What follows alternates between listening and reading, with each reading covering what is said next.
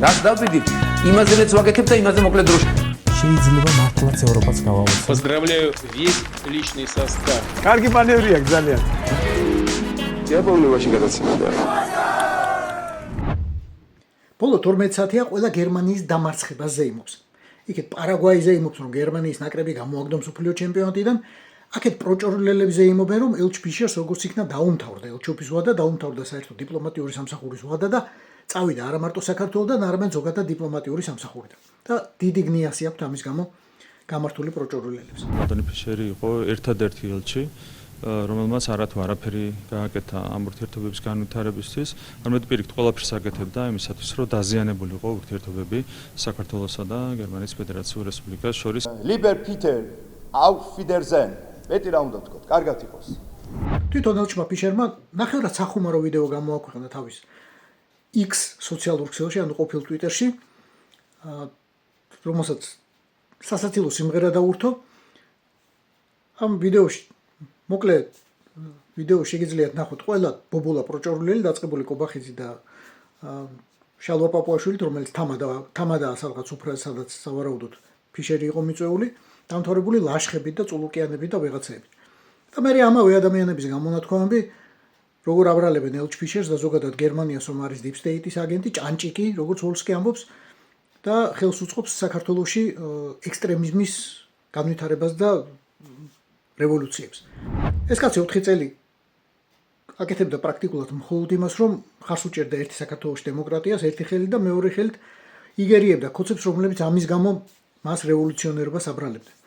პროჭორულელებისთვის, რა თქმა უნდა, ელჩი ფიშერის ფიგურა არ იყო კომფორტული, საერთოდ არ იყო კომფორტული, მათთვის ძალიან კომფორტული იყო სამაგიეროდ ელჩ knirschis ფიგურა, რომელიც იქამდე 4 წელი, 2022 წლამდე 4 წელი ელჩობდა გერმანიას საქართველოში და რომელიც პრაქტიკულად ჯიბეში ყავდა ბორია ივანაშვილს.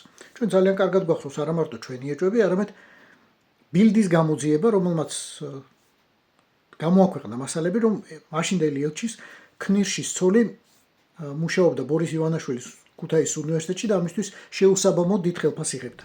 მიზეზი ძალიან კარგად ვიცით. შეთქმულების თეორიებს რომ თავი დავანებოთ, ძალიან კარგად გვახსოვს, რომ ელჩი knirschი იჯდა საქართველოს პარლამენტის შენობაში 2019 წლის 20 ივნისის ღამეს და საკუთარი თვალით უყურებდა, როგორ არბევდა პროჭორულელების მილიცია ქართველებს და როგორ თხრიდა თვალებს. გახარი ამ გასაბრძანება თუ არ გასა, ამაზე ახლა არ მაქვს ლაპარაკი. ფაქტია, რომ ელჩი knirschი მათ მოიყვანეს როგორც საკუთარი კუდი, ადამიანი, რომელიც თურმე ჯიბეში ეждათ, საკუთარი კუდი მოიყვანეს და გაიპრავეს თავი ქართველების დარბევაში.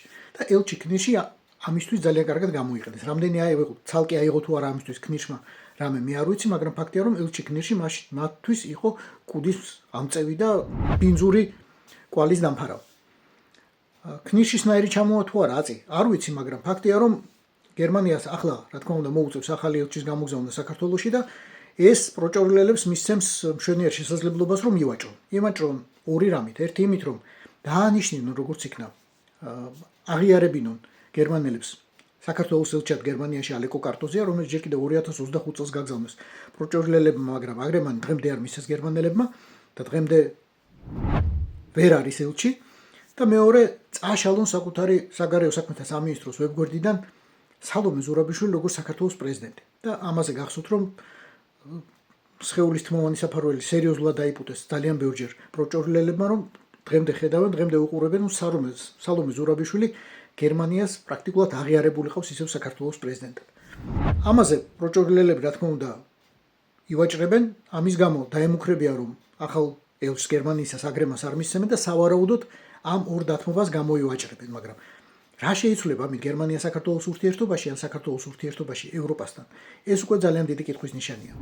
ამ ორ პატარა დათმობას, კარტოზიას აღიარებას ელჩად და სალომე ზურაბიშვილის არ აღიარებას პრეზიდენტად, პროჭორულელები ალბათ თავიანთი შანტაჟის ფასად გამოივაჭრებენ, მაგრამ ეს საბოლოო ჯამში ვერაფერს ვერ შეცვლის საქართველოს გერმანიის ურთიერთობაში და საქართველოს ევროკავშირის ურთიერთობაში, ზოგადად საქართველოს დასავლეთის ურთიერთობაში.